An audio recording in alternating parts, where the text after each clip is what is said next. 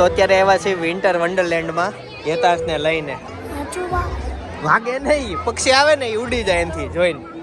જો જાઓ ઉપર રહી જાઓ બે બાજુ જાય તો સ્ટોલી જા. વિવેશો કેમ લે જો વિવેશો કેમ. નમસ્તે, પેરામાઉન્ટ સ્કૂલના પરિવાર વતી હું મિતુલ સર, આપ બધા વાલી મિત્રો અને સોશિયલ મીડિયા થકી સાંભળતા તમામ વ્યક્તિઓને એક રિક્વેસ્ટ છે.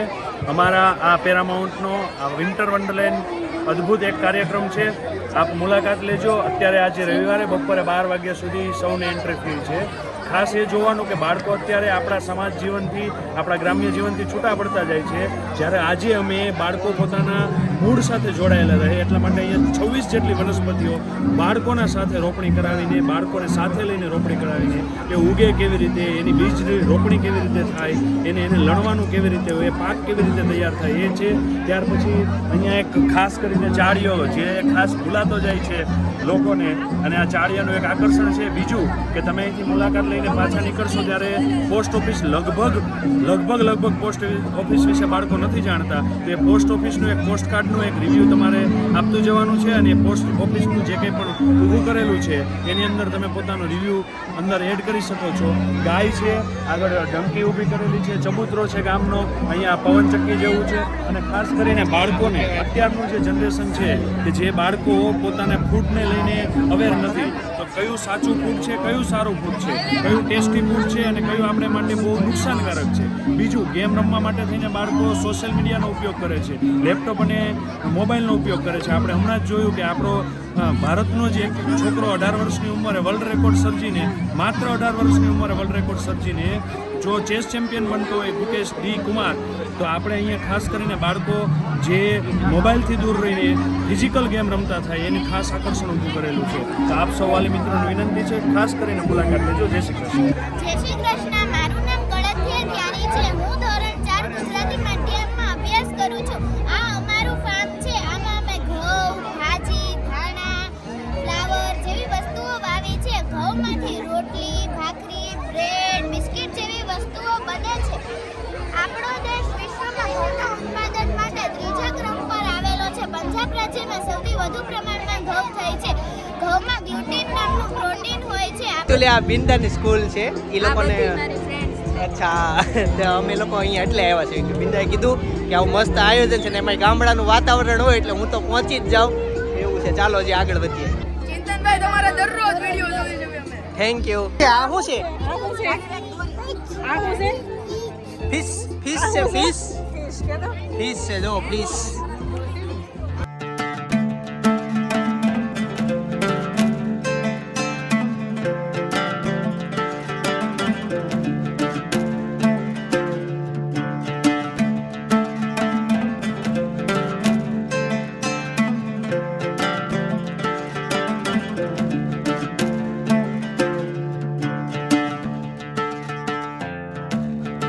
જો હવે હીરોનો વારો આવ્યો,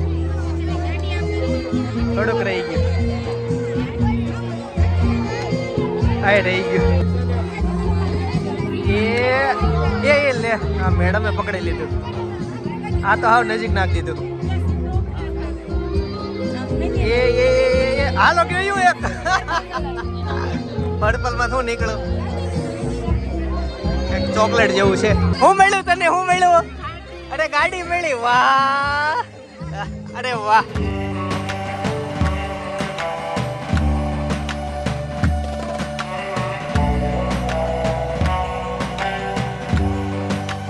એકચ્યુઅલી તમે આ વિડીયો જોતા હશો ને તો અહીંયા ફંક્શન પતી ગયું હશે. સરે કીધું આવજો, પણ હું સેમ ડે વિડીયો નથી મૂકતો, આજે ઉતારું છું. એટલે આવતીકાલે મૂકીશ સવારે 9 વાગે.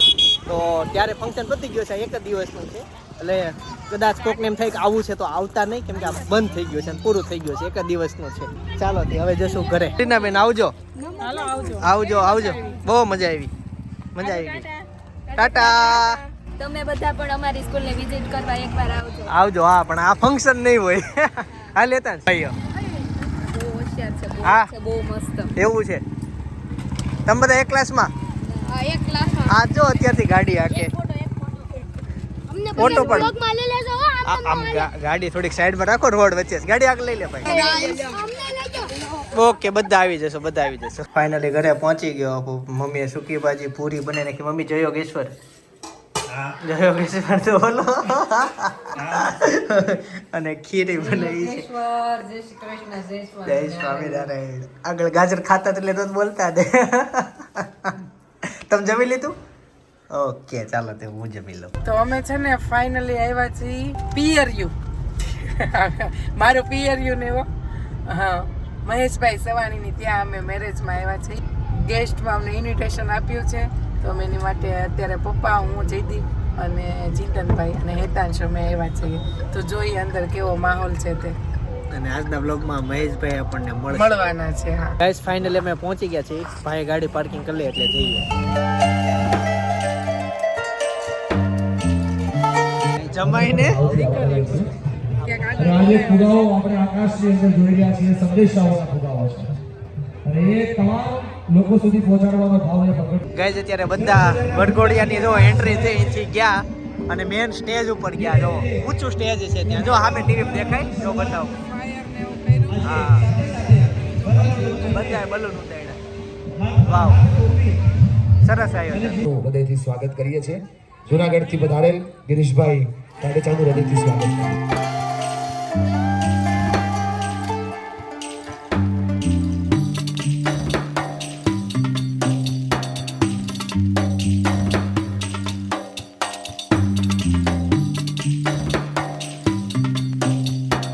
તો મારી દીકરી સાસરિયામાં રહેતી હોય તો દર મહિને આ સેવા સંગઠન મારી દીકરીને એ દર મહિને 10,000 રૂપિયા મોકલે એ પછી મારી દીકરી સાસરિયામાં રહેતી હોય તો એના સાસુ કે સસરા એમ ન કહી શકે કે તું મફતનું ખાશો ને કદાચ એ એના પિયરમાં પાછી ચાલી ગઈ હોય તો એનો ભાઈ કે ભાભી પણ એમ ન કહી શકે કે તું મફતનું ખાશો મારી દીકરી ઓશિયાળું જીવન નહીં જીવે એમના પપ્પાના ગુમાવ્યા પછી એમને ભણતર અટકી ગયું તો મારી દીકરીના ભાણિયાને ભાણકી એક ગ્રેજ્યુએટ થાય ત્યાં સુધી એને ભણવાની ફી મળશે ગાઈસ તો ફાઇનલી હું મેન સ્ટેજ ઉપર આવી ગયો છું સ્ટેજ તો નહીં પણ એન્ટ્રી છે અહીંયા જો કે બધાની એન્ટ્રી નથી પણ મને આવવા દીધો છે અહીંયાથી તમને બધા મેરેજ દેખાશે અડધા માંડવા આ બાજુ છે અને બાકીના અડધા માંડવા આ બાજુ છે અને અહીંયા વચ્ચે છે ને સરદાર પટેલની મૂર્તિ છે તો આ લાઈનમાં કોઈ આવવા નથી દેતા ખાલી મને આ દીધા થેન્ક યુ આપી શકે બાકી અમારી બેઠક અત્યારે આગળ છે તો ભાઈ પપ્પાની બધા ત્યાં બેઠા છે સ્ટેજની આગળ પણ બસ હું અહીંયા જોવા માટે આવ્યો અને માંડવા નંબરે આપેલા છે ગાઈસ પારુ અને ગુરુ પણ આવી ગયા છોકરા થઈ ગયા આમ તો મારે કોન્ટેક્ટમાં છે એ લોકો પણ આજે પેલી વખત લાઈવ અમે ભણીશું 16 પ્રસંગ થયા કદાચ એમાં આ એક જ બ્લોગર ભેગા થઈ ગયા કદાચ સુરત આખા સુરતમાં કદાચ ગેમમાં અને ડ્રગ્સમાં જેટલા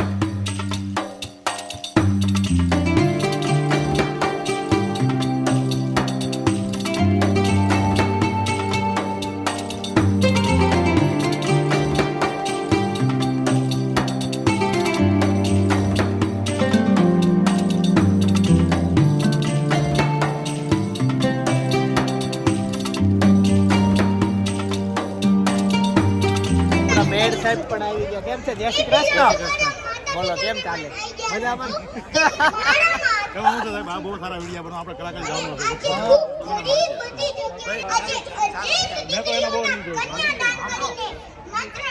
ગાઈસ તો ફાઇનલી અમે જમવા માટે આવી ગયા છીએ અને જેટલી પરી હતી ને જો એ પરી બધી ને અહીંયા જમવા બેસાડી છે હેતન જો કેટલી બધી પરી અને અમારે અહીંયા જમવાનું છે ગાઈસ તો ફાઇનલી જમવા બેસી ગયા હેતસને પૂરી ખાઈ અને અમારી એક્ઝેક્ટ બાજુના ટેબલમાં વલ્લભ દાદા જમવા બેઠા છે જો બતાવું બાપુજી ત્યાં બેઠા છે અને અમે અહીંયા જમવા બેઠા શું થયું તું અત્યારે જોઈ લે હું કે એની પછી કયા સ્ટેપ વાઇઝ ખાવશું પછી નહીં કહું તું અત્યારે જોઈ લઉં ઓકે એટલે એ પ્રમાણે ખવડાવવાનું હા એ પ્રમાણે ખવડાવ વાહ તારી ડિમાન્ડ વાહ લાલા ગાઈસ તો ફાઇનલી જમી લીધું અને અત્યારે અમને મળી ગયા સિયા મિસ્ત્રી એમને લાગે ઠંડી સ્વેટર નથી લાવ્યા તો મારે દુપટ્ટાનો ઉપયોગ કરું છું આને બહુ ઠંડી લાગે વાહ ઠંડી મોટો થયેલો સુઈને સુકે સુવડાવ્યા એમ જેવું કર્યું એવું મોટા થઈ પછી ખબર પડે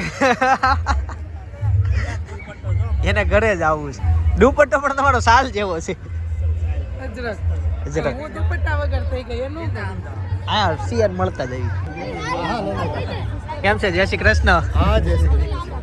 આ ચિંતન ખોખર બ્લોગ જે ચલાવે છે એમના પિતાશ્રી છે અને મારા મિસિસ પણ એના બ્લોગ જુએ છે. એ એક મોટી કમાલની વાત છે કારણ કે ત્યાં વસ્તુ જે મળતી હોય એ વસ્તુઓ આજના સમયમાં દરેક સ્ત્રીઓને માટે પસંદગીનો વિષય હોય અને ખરીદવાનું તો આપણા ઘરમાં પ્રસંગો નાના મોટા આવતા જ હોય એટલે અમારા ઘરે પણ દીકરાના લગ્નનો પ્રસંગ આવી રહ્યો છે તો અમે પણ આજ નહીં તો કાલે થોડા દિવસોમાં અમે ત્યાં ખરીદી કરવા માટે જઈશું. Thank you. કેમ છો સિયા? નંબર છે ને આપણી પાસે. જય શ્રી કૃષ્ણ. જય શ્રી કૃષ્ણ. કેમ છો ચિંતન? બહુ તારા વિડીયો જોવી હો અમે. Thank you. આમ તો હું પણ ચિંતનભાઈના વ્લોગ જોતી હોઉં છું. આમ તો અમારી બીજી મુલાકાત છે.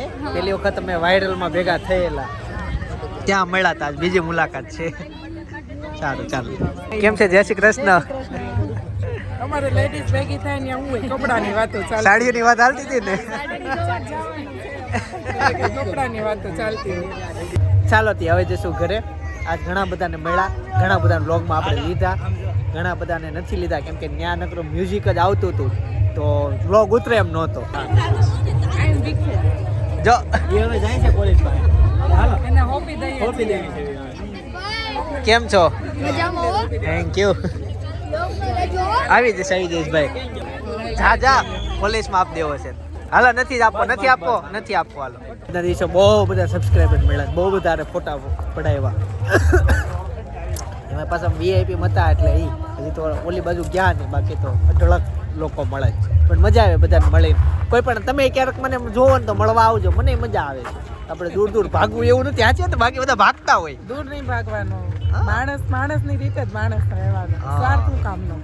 તો ઘણાને એવું થઈ જાય કે હું બહુ મોટો, તું આગો ભાગો. એટલો મોટા મહેશભાઈ સવાણી મેરેજ કરે છે તો ચાલુમાં હાલતા બધા ફોટા પડે. મહેશભાઈ એક વખત ના નથી પાડી કે નહીં ફોટો પાડવા દો. એટલા મોટા વ્યક્તિને અભિમાન ન હોય તો આપણી જવાને તો હું અને ઓલી બાજુ જવું. વંડીઓ ઠેકે યાર. કોણ છે? કૂતરું હતું અંદર વહી ગયું. ચાલો હવે ભાઈ ગાડી લેવા ગયો. પપ્પા તમારો શર્ટ બગાડશે. White shirt.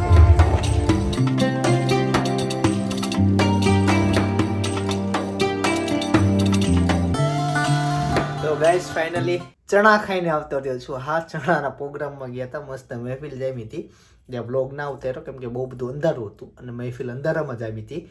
પણ 1000 રૂપિયાનો મેમો આવ્યો. હા, એ બ્લોગ જોવો ને તમારે મેમો આવ્યો, કઈ રીતના આવ્યો, કેવી રીતના આવ્યો, ક્યાંય જતા તને આવી ગયો અને કેટલાની સ્પીડમાં ગાડી ચાલતી હતી. ખાસ તો એ સવાલ છે. એ જાણવું હોય તો બાજુનો બ્લોગ સજેસ્ટ કરું છું, જોતા આવજો. બાકી આવતીકાલે સવારે 9 વાગે પાછો આવી જઈશ. જય સોમનારાયણ, જય શ્રી કૃષ્ણ, જય યોગેશ્વર. વિડીયો પહેલી વાર જોતા હોય તો સબસ્ક્રાઈબ કરી દેજો પ્લીઝ, કેમ કે એ બહુ મહત્વનું છે. આવજો.